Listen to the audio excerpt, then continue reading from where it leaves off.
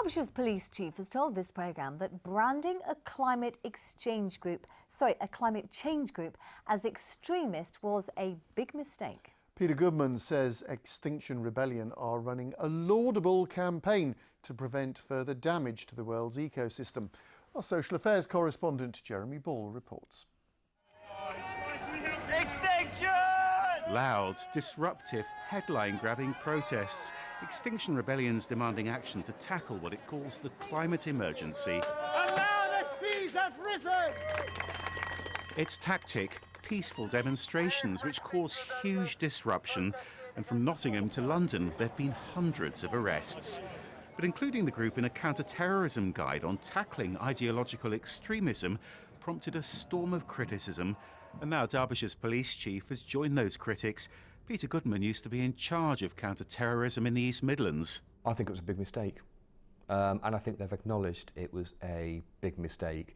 As a professional, you know, we have to police protests when it happens, an Extinction Rebellion or a protest organisation, and we need to appropriately police them.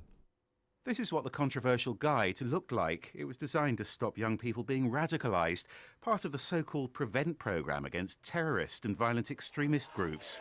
The guide was produced by counter-terrorist police in South East England, who've now decided to withdraw it, a decision welcomed by Peter Goodman. As an individual, what I would say is that I believe that climate change is a real thing, that under our stewardship, the world we're living is getting worse, and it's getting worse for our children and for our grandchildren.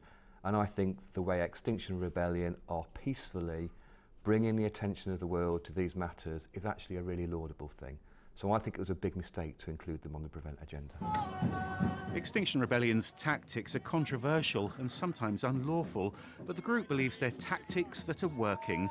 And for the police, finding a proportionate response means treading a fine line. Jeremy Ball, BBC East Midlands Today.